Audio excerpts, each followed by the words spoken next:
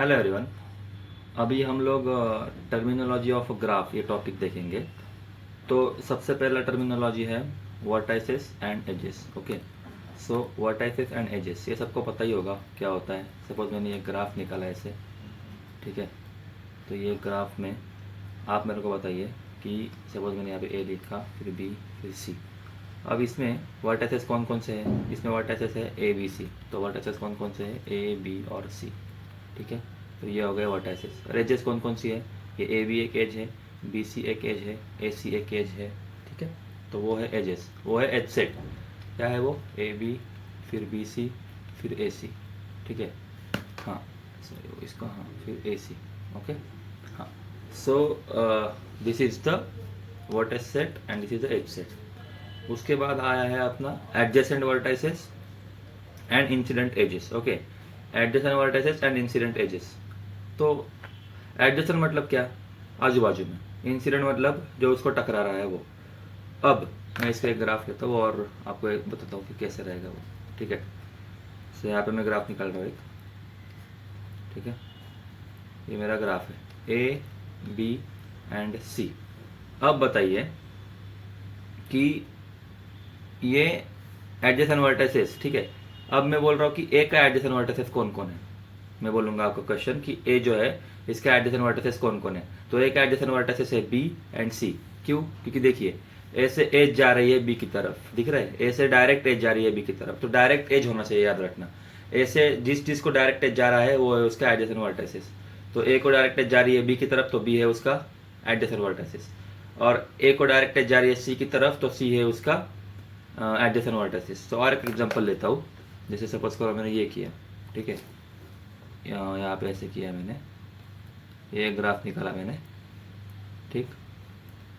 ए B C D. अब मेरे को बताइए कि ए और सी ये एडजेसेंट वर्टाइसेस है क्या? नहीं। क्यों? क्योंकि ए टू सी डायरेक्ट एज नहीं जा रही है। तो ए से डायरेक्ट एज को कहाँ जा रही है? बी की तरफ और डी की तरफ। तो A and B are adjacent vertices, A and D are also adjacent vertices. Next, आप बताइए कि डी और बी, ये बी डी जो है ये भी एडजेसेंट वर्टेक्स है क्या? नहीं है। क्यों? क्योंकि B to D direct edge है ही नहीं। तो एडजेसेंट वर्टेक्स और कौन कौन से है? बी सी एडजेसेंट है, ए बी एडजेसेंट है। उसके बाद इंसिडेंट एज क्या होता है? इंसिडेंट एज मतलब टकराने वाली एज। जैसे यहाँ पे जैसे ये जो ए है, ए पे कौन कौन सी एज टकरा रही है? ये देखो, ये एक एज है, this edge is incident on A. और कौन सी एज टकरा रही है ए पे? ये एक एज है, ठीक है। ये एक एज टकरा रही है। तो ए के ऊपर दो एज टकरा रही है, ये और ये। बी के ऊपर भी सेम, ये एक एज टकरा रही है, ये एक एज टकरा रही है। इसको बोला जाता है इंसिडेंट एजेस। सी के ऊपर भी सेम, ये एक एज और ये एक एज, ये है इंसिडेंट एजेस। यहाँ पे देखिए बी के ऊपर क्या क्या टकरा रहा है? तो ये एक एज जा रही है, ये एक एज जा रही है। तो ये दो इंसिडेंट एजेस है। इंसिडेंट मतलब टकराने वाला। ये एक एज, ये एक एज, एक का इंसिडेंट एज है। डी के ऊपर ये एक एज, ये एक एज, और ये सी के ऊपर भी ये और ये। तो इतने हैं इंसिडेंट एजेस, ठीक है। उसके बाद डिग्री ऑफ वर्टेक्स, तो ये मैंने बताया था। डिग्री ऑफ वर्टेक्स रहता है कि कोई भी वर्टेक्स के ऊपर कितने एज टकरा रहे हैं, ठीक है। वो नंबर ऑफ एजेस मतलब डिग्री होता है। जैसे अगर मैंने ये ग्राफ लिया अपना, ठीक है, ये ग्राफ मैंने लिया, तो बताइए ये ए बी सी और डी। तो ए के ऊपर कितने एज टकरा रहे हैं? दो। तो ए का डिग्री कितनी हो गया? दो। बी के ऊपर कितने टकरा रहे हैं? एक और दो। तो बी का डिग्री दो। सी के ऊपर भी दो, डी के ऊपर भी दो। अगर मैंने ये एक ऐड लाइन कर दिया, ऐसे ऐसे एक लाइन ऐड कर दी, तो सी के ऊपर अब सॉरी बी के ऊपर अब कितने एज टकरा रहे हैं? तो 1 2 3। तो डी की बी की डिग्री कितनी हो गई? 3। ऐसे ही डी के ऊपर अब कितने एज टकरा रहे हैं? 1 2 3। So total degree 3। तो डिग्री ऑफ वर्टेक्स का डेफिनेशन क्या होगा? Degree of the vertex is defined as total number of edges, total number of edges incident on a vertex, ठीक है। Total number of edges, total number of edges incident, incident मतलब यही, incident मतलब टकराना। Total number of edges incident on that vertex, ठीक है, on that vertex. So ये होता है डिग्री ऑफ वर्टेक्स। इसको डिनोट करते हैं ऐसा, मतलब आपको अगर क्वेश्चन पूछा कि what is the degree of A, तो ऐसा लिखना है, degree of A is equal to 2। तो ऐसा लिखना है, degree of A is equal to 2, मतलब number of incident edges on A are 2, मतलब दो एजेस टकरा रही है ए पे। सो ये होता है अपना डिग्री ऑफ वर्टेक्स। उसके बाद टाइप्स ऑफ वर्टाइसेस है, कुछ कुछ टाइप्स ऑफ वर्टाइसेस। तो डिग्री के जैसे डिग्री के ऊपर बेस होता है वो टाइप ऑफ वर्टाइसेस। सपोज किसी वर्टेक्स की डिग्री 0 है, अगर किसी वर्टेक्स की डिग्री 0 है तो उस वर्टेक्स को बोला जाता है आइसोलेटेड वर्टेक्स।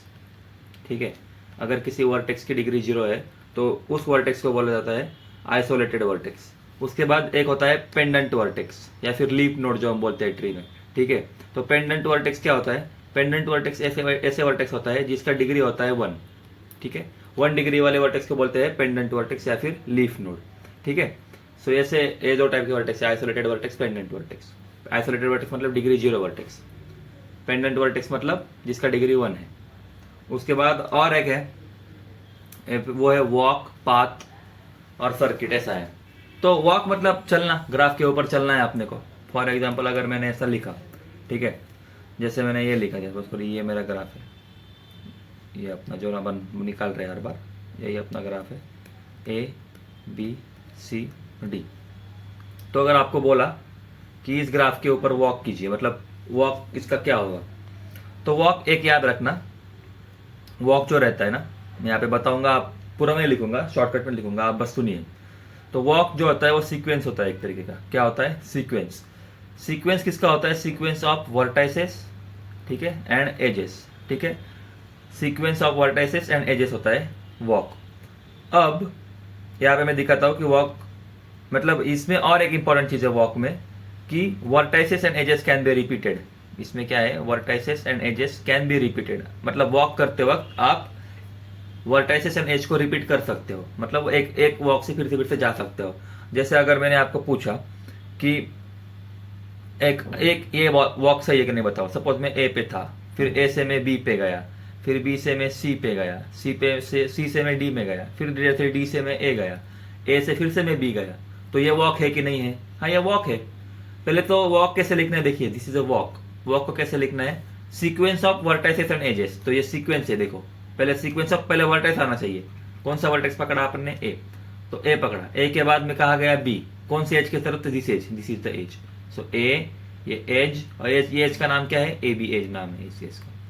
तो ठीक है, पहले ए आया, फिर मैंने ए बी एज लिया, फिर मैं कहा पहुंचा? बी वर्टेक्स के पास पहुंचा। फिर बी, ये एज कौन सी है?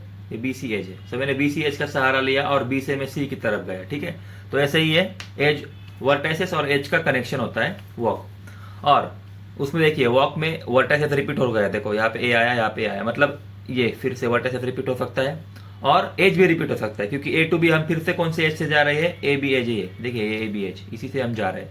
तो वॉक में कोई रिस्ट्रिक्शन नहीं है, हम वर्टाइसेस भी रिपीट कर सकते हैं, एज भी रिपीट कर सकते हैं। जैसे ये वॉक, नॉर्मल अपना वॉक, जैसे हम गार्डन में घूमते हैं, जैसे गार्डन में घूमना है, ये गार्डन में घूमना, घूमो घूमो, जहाँ चाहिए रुक लो, जहाँ चाहिए वहाँ रोक सकते हो आप।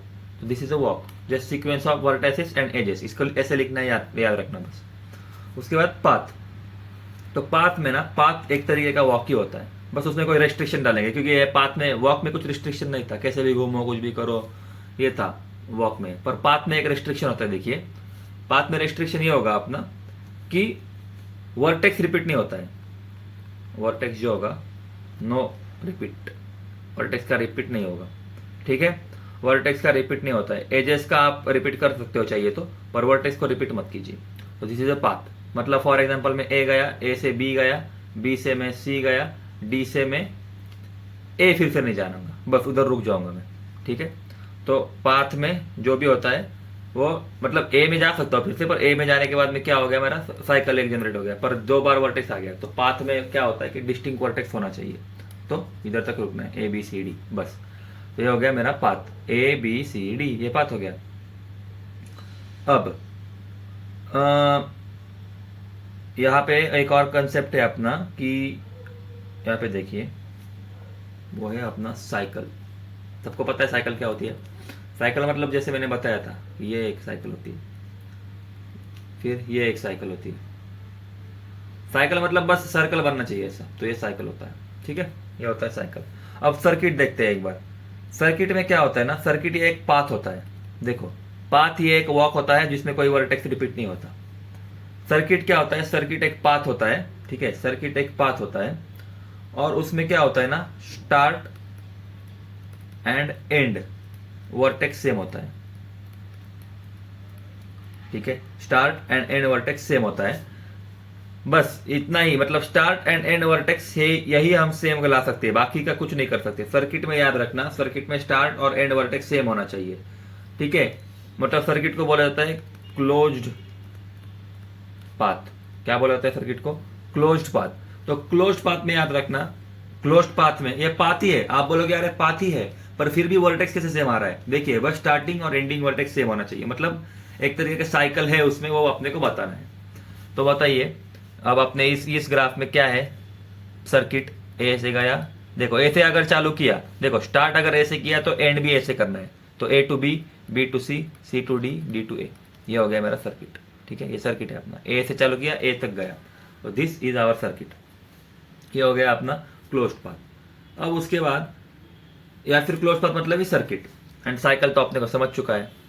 तो ये हो गया, मतलब ये this is the basic terminologies. इसके बाद भी और भी अपन ने देखे थे, मतलब कनेक्टेड ग्राफ क्या होता है आपको पता है, पिछली बार बताया था। मतलब कोई भी दो वर्टेक्स है उसमें एजेस होना चाहिए। डिसकनेक्टेड ग्राफ मतलब क्या? डिसकनेक्टेड मतलब ऐसा कोई तो दो वर्टेक्स रहेगा जिसमें कोई पाथ नहीं है, मतलब वहां से आप पहुंच नहीं पाओगे एक दूसरे की तरफ। उसके बाद मैंने बताया था कि साइकिल ग्राफ क्या होता है। साइकिल में क्या बताया था मैंने कि number of vertex number of edges same होना चाहिए और ऐसा सर्कल बनना चाहिए। ये देखिए, अब ये बताइए, ये साइकिल ग्राफ है क्या? ये बताइए, ये साइकिल ग्राफ है क्या? ये बताइए, ठीक है। ये साइकिल ग्राफ है क्या? ये साइकिल ग्राफ नहीं है। देखो, ये ग्राफ है जिसमें साइकिल है, पर this is not called a cycle graph, ठीक है। साइकिल ग्राफ अलग होता है और ग्राफ में साइकिल प्रेजेंट होना अलग होता है, ठीक है। तो ये साइकिल ग्राफ क्यों नहीं है? क्योंकि देखिए, जैसे मैंने बोला था, अगर मैं इसका सर्कल निकालू तो ये देखिए, बस सर्कल दिखना चाहिए मेरे को, बस सर्कल। यहाँ पे बस सर्कल दिख रहा है कि नहीं? सर्कल भी दिख रहा है और ये एजेस भी दिख रही है ऐसी, इसीलिए ये साइकिल ग्राफ नहीं है, ठीक है। ये साइकिल ग्राफ नहीं है, पर इस ग्राफ में साइकिल तो था, ठीक है ना। अब अब है अपना, बस ठीक है, अभी तक इतना ही था कि साइकिल तक हो गया। एक बार एक रिवीजन कर देता हूं मैं। वर्टेक्स एजेस सबको पता है। वर्टेक्स मतलब अपना जो भी आपने को दिख रहा है नोड्स। एजेस मतलब नोड्स को कनेक्ट करने वाला जो भी एजेस है। एडजेसेंट वर्टेक्स मतलब ए को डायरेक्टली जो कनेक्ट कर रहा है वो उसको एडजेसेंट वर्टेक्स हो गए। ए को कौन कनेक्ट कर रहा है? बी और सी, तो बी इसके एडजेसेंट हो गए। यहाँ पे ए सी एडजेसेंट नहीं है। इंसिडेंट एज मतलब ए को टकराने वाले एजेस, ये टकरा रहे हैं तो incident edges. Degree of vertex, number of टकराने वाले एजेस। ए को कितने एजेस टकरा रहे हैं? ये दो। ये बी को कितने एजेस टकरा रहे हैं? 1 2 3, इसलिए degree 3। Types of vertices, degree अगर 0 है तो उसको आइसोलेटेड वर्टेक्स बोला जाता है, अगर डिग्री 1 है तो उसको पेंडेंट वर्टेक्स बोला जाता है। वॉक, वॉक मतलब कुछ नहीं, ये जो अपना गार्डन है, गार्डन में बस घूमना है। वर्टेक्स रिपीट हो सकता है, एज रिपीट हो सकता है, कुछ भी हो सकता है, कैसे भी घूमो, कोई रिस्ट्रिक्शन नहीं है। फिर पाथ, पाथ क्या होता है? पाथ एक तरीके का वॉक ही होता है, बस उसमें कोई भी वर्टेक्स रिपीट नहीं होना चाहिए, याद रखना। पाथ में कोई भी वर्टेक्स रिपीट नहीं होना चाहिए। तो ए बी सी डी ये पाथ था अपना। सर्किट में देखो, सर्किट में क्लोज पाथ होता है, मतलब पाथ ही होता है, बस उसमें एक ही वर्टेक्स रिपीट होगा, वो है स्टार्टिंग और एंडिंग वाला, ठीक है।